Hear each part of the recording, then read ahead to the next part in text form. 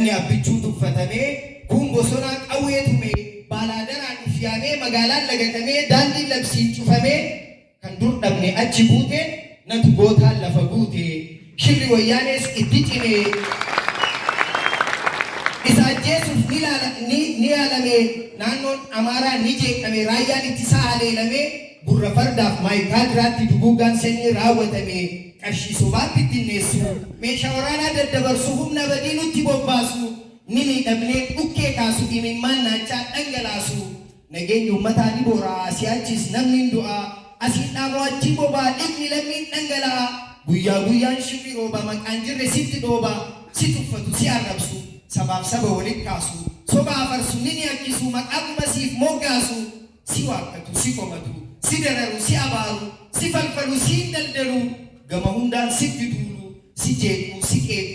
cinee dibu gargar dhiibu kana danda'ee kana baatee shira moo'ee injifatee ibidda keessatti ittuma cimee noobeelii addunyaa badhaafame ilma gaafa xiiqii ilma gaafa rakkoo hamtuun sin argin mataan bulii foonko Dr. Abiyyi Leencalamaa tokkichaa mi'aati kumaa abdii Itoophiyaalota abbichuu abbaa malaa karooraaf shirri diinaa hundi dursee sii galaa akkuma abbootii keenyaa fagoo gartee akeekta isaarraati miti kan boru ta'uu beekta talaasanni kee bal'aa kan saba kee madaale sabboonummaa gochaatu jecha caalaa siif gale shiraaf kufeen jilbiiffannee jijjiiramni hin gufanne hin mufatu hin boqatu abdiin kunne biyyan ganne dura fiigaa dura kaataa dhala namaaf laphee baata nu ceesisuuf ili jibbaata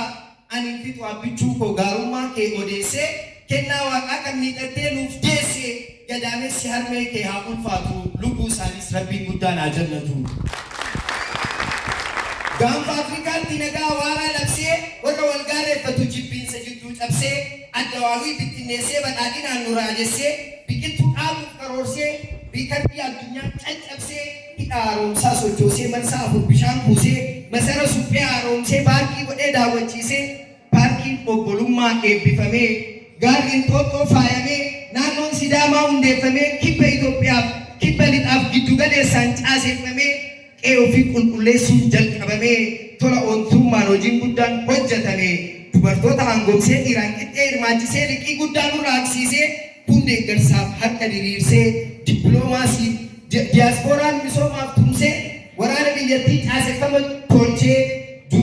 juntaa burkuteessee moo'ee goda galchee kan nu beekne nu dhaga'ee maqaan biyyaa ol ka'ee bonaan qamadii oomishaa haroo wancii fi kooyishaa gorgoraanis shaashaa akka jettuuf maaddiin biyyaa qophaa'ee ilmaan gootaan karooraa ol milkaa'ee maqaa biyyaa ol kaasee biriiksitti nu galmeessee karra galaana diimaa saaqee abjuu biyyaa dhugoomsee galoo galaana diimaa kana lagaan gurgure ilma abbaa gadaattu dippiloomaasiin ture an kanaafan si faarsee maqaa keetiin geeraraa kaayyoo kee eebbifamaa onnee guutuun deeggaraa ati odaa ati gaaddisaa ati arjaa abbaa hiyyeessaa ati jaalala ati hammataa ati obsaa ati gorsaa ati qorsaa ati hayyuu ati gootaa imalli kee yoom gufataa biyya mirgi namaa walqixxeetti kabajamu biyya lammi hundi seeraaf ajajamu Itoophiyaa sabdaneetti afaan hedduu biyyattiin boonnu sabni hunduu biyya nageenyaa haadha qabeenyaa namaaf taatu ollaaf taatu kan turismiin daawwatamtu arguu fi ati ifaajeen kee badhaadhinaa hin gufatu galmi kan keessi abdannaa barriin dhufaa siyaasni kufaa falaasamni kee itti fufaa oromummaatu akka kana mataan buliyaa namanaa hinaaftuun kee fixeensaa umriin tantee harraagessaa jechaan dhabe kan si ibsu waaqni uumaa kan uumamaa lubbuu kee nu haa tiksu kan akka kee hin agarre hin dhageenye abbichuun gootaa shirri fedhe hin dandeenye galatoomaa horaa bulaa deemana.